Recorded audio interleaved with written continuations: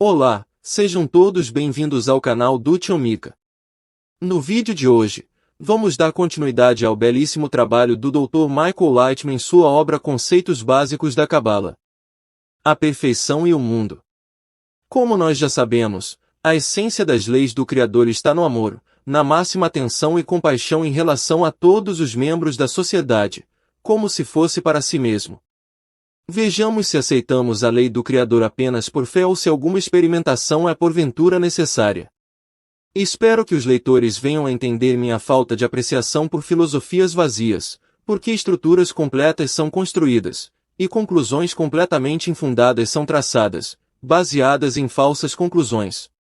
Nossa geração viu diversas filosofias colocadas em prática. Quando afirmações teóricas básicas mostram-se erradas, a teoria inteira entra em colapso e pode imergir milhões em tormento.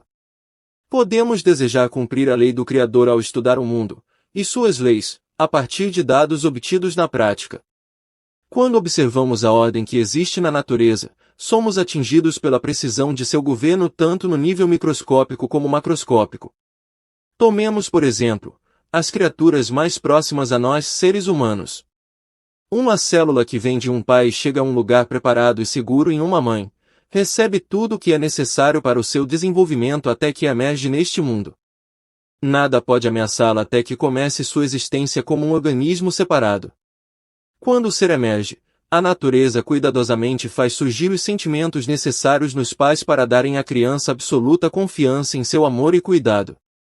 Os humanos, da mesma forma que os animais e as plantas, multiplicam-se e então tomam conta do desenvolvimento da sua progênie. No entanto, uma dramática contradição existe entre a maneira em que a natureza toma conta do nascimento e do desenvolvimento independente inicial de uma espécie, e posteriormente, da sua luta pela sobrevivência. Esta espantosa contradição na maneira em que o mundo é governado, que existe em todos os níveis da vida, tem cativado as mentes humanas desde os tempos antigos e gerou diversas teorias. Evolução. Esta teoria não considera necessário explicar a contradição mencionada acima. O Criador criou o mundo e domina sobre todas as coisas. Ele é insensível, incapaz de pensar, e cria as espécies de acordo com as leis físicas. As espécies criadas desenvolvem-se em conformidade com a evolução, ou seja, em conformidade com as rígidas leis de sobrevivência. Esta teoria refere-se ao Criador como sendo a natureza, assim enfatizando sua insensibilidade. Dualismo. Sendo que a surpreendente sabedoria da natureza excede em muito a habilidade da humanidade, é impossível predizer e planejar futuros organismos sem retroinformação. O doador, a natureza, deve também possuir intelecto, memória e sentimentos. De fato, ninguém pode afirmar que todo o nível da natureza seja controlado por mero acaso. Esta teoria tem levado à conclusão que duas forças existem, positiva e negativa, e que ambas as forças possuem intelecto e sentimentos.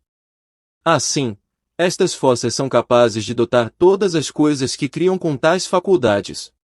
O desenvolvimento desta teoria tem conduzido à criação de diversas outras teorias.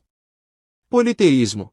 A análise das ações da natureza e a divisão destas forças de acordo com suas características trouxeram à tona religiões, tais como as da Grécia Antiga, que possuíam uma assembleia de divindades, cada uma governada por certa força.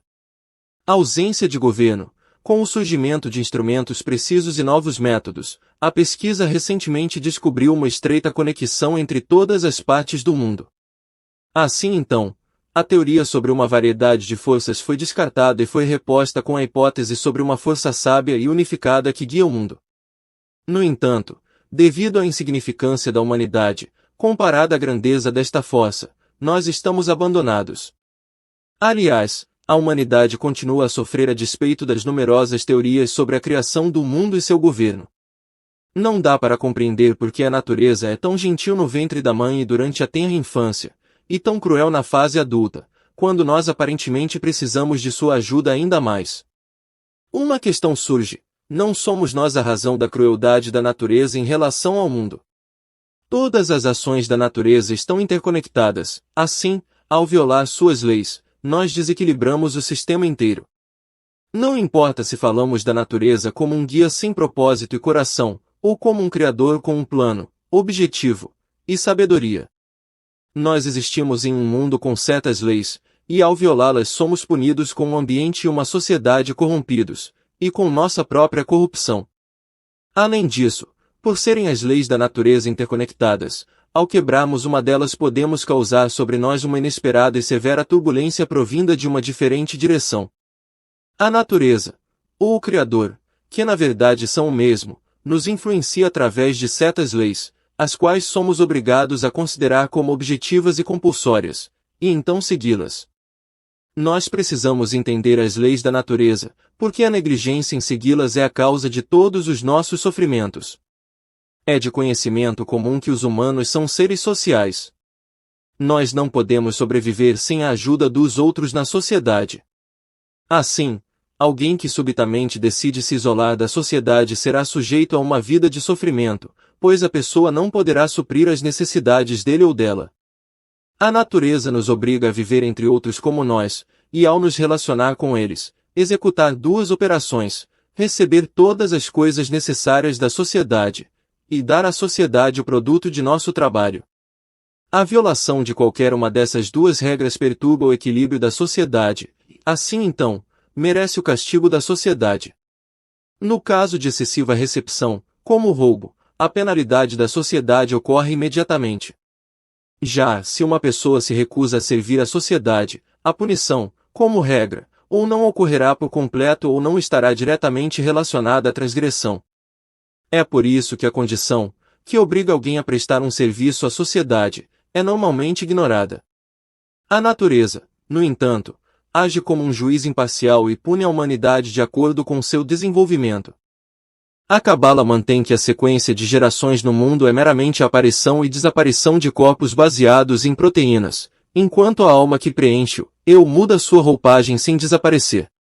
A circulação do constante e limitado número de almas, a descida delas ao nosso mundo e a aparição em novos corpos, nos provê com novas gerações de pessoas. Assim então, com relação às almas, todas as gerações, da primeira até a última, são consideradas uma só geração. Não importa quantas vezes cada alma entra e sai de diversos corpos.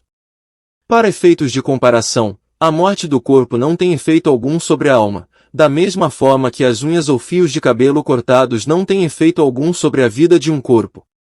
Ao criar os mundos e ao dá-los para nós, o Criador estabeleceu um objetivo diante de nós: alcançar seu nível e fundir-se a ele ao ascender pelos mundos que ele construiu. A questão é: deve a humanidade sentir-se obrigada a realizar a vontade dele? A Cabala revela uma imagem completa e ampliada do controle do Criador sobre nós.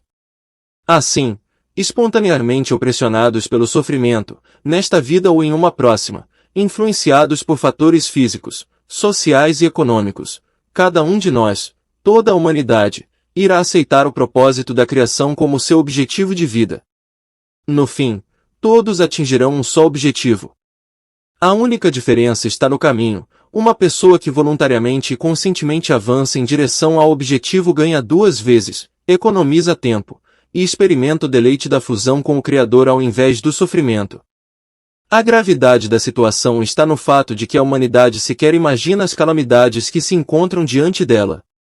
O objetivo foi definido e as leis do universo são invariáveis.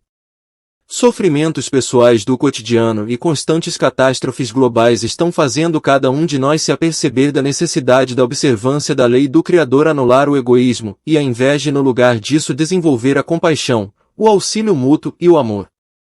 Espero que todos tenham gostado do vídeo de hoje. Não deixem de curtir, comentar, seguir a página do Tio Mika e compartilhar com os seus amigos. Fiquem com Deus e até a próxima.